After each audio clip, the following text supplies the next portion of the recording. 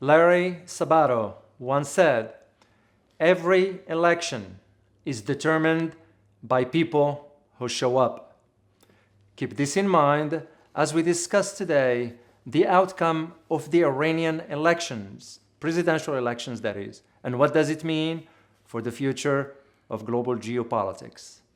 My name is Dr. David Oualaalou. And my name is Dr. Ross Stewart. And you are watching Geopolitics in Conflict.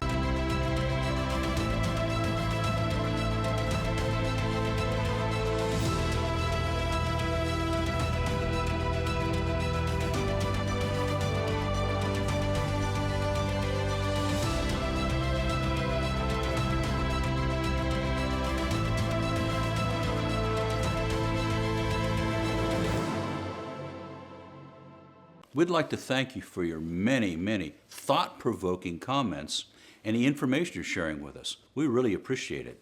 Well, indeed, Ross, it never ceases to amaze me as to how engaging and intellectual our viewers you are. So we thank you for that. So we also want to thank our new Patreon members. I've noticed that some of them have joined our membership. So if you like our videos and you want to support us, consider joining our membership on a Patreon. And once again, we thank you very much for your support. Back to the topic. Iran's presidential election. What we'd like to focus on is, what's the news behind the news?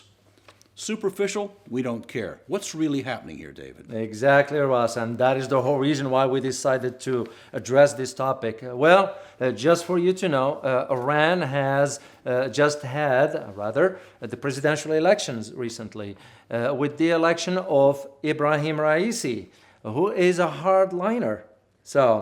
But that begs the question, what does that really mean, being a hardliner? It sounds terrible. No, it's not, but it means a lot as far as the shifting of Iran foreign policy, especially when you're dealing with Russia, China, the US, the nuclear deal, the Middle East, and the whole area of areas that Iran has its finger in. So this is what today we're gonna dig into by addressing some key geopolitical and economic outcome that's going to stem from these elections. What do you think we can expect from this person? Because you have some real knowledge about who he is and what he thinks. Well, that's correct, Ross. I'm a little bit familiar with Mr. Raeisi way back when he was at the judiciary. So what is interesting about this fella, the President Raeisi, is that he's been within the system since his 20s. And he's now in his late 60s? 60s, yeah. So he was working as a member of the prosecution team since he was in his 20s. So which means this is somebody who's been in the system for over 40 years. So he has an in-depth understanding of how the Iranian system works. Second thing, he's considered to be a protege of Ali Khamenei, the supreme leader, which means you don't get to that position unless you've been groomed and approved by the supreme leader of Iran. And the third thing is that since 2016, if I'm not mistaken, he served as the head of the judiciary. Well, for some Western audience, they don't know how the system in Iran is structured. It's a very different from what we are accustomed to. One thing is sure that everybody needs to understand is that decisions in Iran is not made by the president.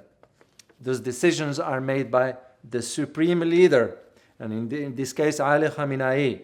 So the interesting thing about Mr. Raeisi or President Raeisi is that he is a hardliner. In other words, he's from the same school of thought as the supreme leader. And you can just see where the policy is going to be going. We know he said a whole lot about establishing international relationships, the desire for peace and prosperity. Are those hollow words, or does it really mean something? Well, that depends again on what issues they're dealing with. For example, President Raeisi did mention that he will support the ongoing talks between the P5, the members of the UN Security Council, and Germany and Iran regarding the nuclear deal. Yeah. Those talks still going on as of today in Vienna, and they have not resulted yet in any outcome. But at least he is leaning towards supporting those talks. But here is the catch to that. He's supporting the talks because if anything good comes out of it, he's going to get credit for it. He's going to be the international hero. It's politics. Iran also has its own dynamics, like we do here in the United States. Politically speaking, they do have their own dynamics. So, now, what surprised me the most, I'm not surprised if I am to use the term, but what was surprising about the statements from Raeisi is that he will not negotiate anything pertaining to the missile program. Well, why is that important? Because Iran has achieved some strides into the missile technology, especially now with some of their missiles can reach up to 2,000 kilometers, which means they can reach up to northern Russia, the border with China, all the way to Greece. I mean, you can just see where. And what's shocking about all this is that this comes on the heels of Russia considering sharing the satellite technology with Iran. Oh. And those are very advanced. And why is that important? It's because those missiles will have to depend on some advanced technology for them, because they will have specific targets, accurate targets, if they use that satellite technology. Let me ask you a question to see if you think this is true or not. Neither Russia nor China is really supportive of a nuclear Iran.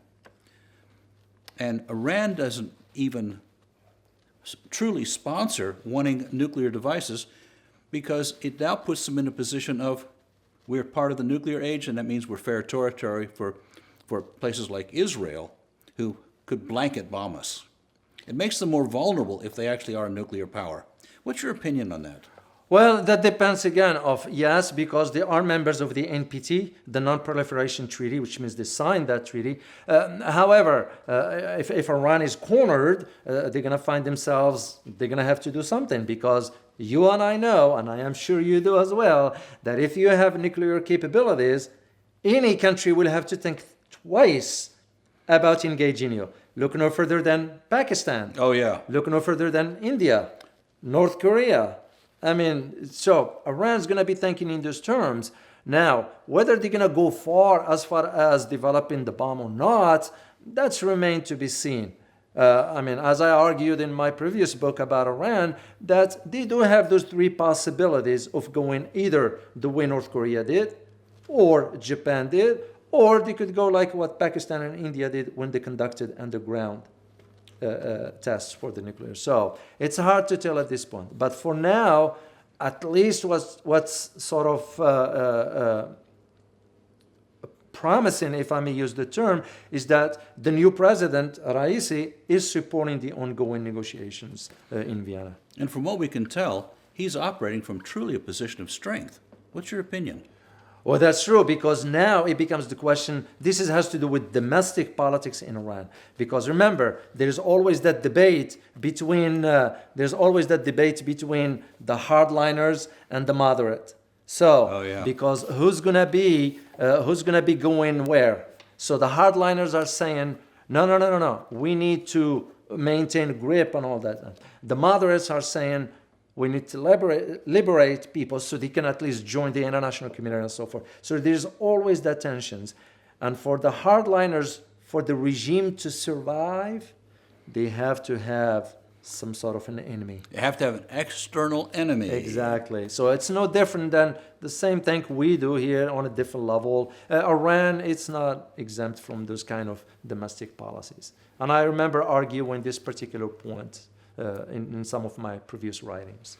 Let's go to one of your previous books, Volatile State, Iran in the Nuclear Age.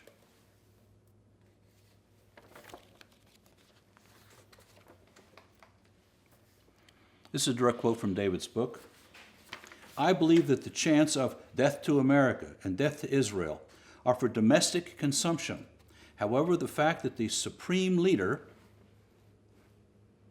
Ali Khamenei, I know, it's hard to pronounce his name. Boy, has used these phrases in the religious sermon he delivered following the deal highlights his anxiety that Iran's nuclear deal with the West could indeed open up the country to the outside world. The Supreme Leader is well aware of how Iranians, especially the youth, are slowly but surely embracing the outside world and moving toward assimilation. Yeah, and that's my point, Ross, because he is a hardliner. It becomes the question of, why did they voted for him? Well, because maybe that's what the Iranian wants, but at the same time, they are choked economically. Yeah. But this is where his policy is going to be emerging as to what is his next move. Is he going to move east, which means I got to focus my relationship with Russia and China, forget about the West altogether? Do you think it's going to go that way? I think so. I think so, Ross, because remember the relationship between Russia and Iran and the relationship between Iran and China have matured, if you will. They included some economic ventures. The last one we did a video on about the $400 billion deal. Not a trivial deal. Exactly. So I would not be surprised that President Raeisi is going to move into that direction of strengthening that relationship with China and Russia. I would even go as far as saying that I would not be surprised if Iran will allow either Russia or China to establish a naval base in Iran. Oh, really? Oh, yes. I would not be surprised. I know this might shock some individuals, but I do see the possibility of that, because whoever thought that China and Russia will get closer. I argued the same point a couple of years ago, and I kind of like, no, you don't know what you're talking about. It's like, we shall see. And here it is. So, well, one of the demands that the new president has stated is sanctions no more. If you're going to talk to us, dump the sanctions. You think that's going to happen? Well, it's because, as you said earlier, coming to it from a position of strength. It's because they're going to now, Iran, it is my opinion again, and I speak for myself, Iran is thinking in terms of, we have other options. And they certainly do. Yeah. $400 billion worth of options, plus. Exactly. And there's the possibility that they can work out a deal as far as how they're going to conduct those transactions when it comes down to the finances of it. So, let me ask you one other out there kind of question. Certainly. With the public statements that the president of Iran is making, do you believe he's sincere in saying, let's make peace all around the Middle East? As long as the Iranian objective or strategic interests are protected. Okay. Yeah, because one thing you should know about Iran when it comes down to the Middle East, it is very, very wired in the Middle East. Their intelligence apparatus is a very, very strong. So they are in every corner of the Middle East. And as one who spent time in the Middle East for many, many years, I was aware of that existence of Iran in many, many sectors around the Middle East. So, what do you think the most important takeaway is for our viewers? Well, it's just to understand that the key to understand is now we're going to see a shift to the approach from Iran towards the United States, not the other way around. Because before we had a moderate, Hassan Rouhani was moderate, was considered moderate. Now you have a hardliner. And we did predict a couple months ago. Yeah. I remember we talked about it. So there is the possibility now you're going to see more movements towards China and Russia. And that probably is the conclusion of this. It looks like Iran is going to be looking east. Count on it. Let us know your thoughts in the comments. And also be sure to check out our other videos. Don't forget to like, share, and subscribe. Thanks for watching. And as always, stay informed. Till next time. Bye-bye.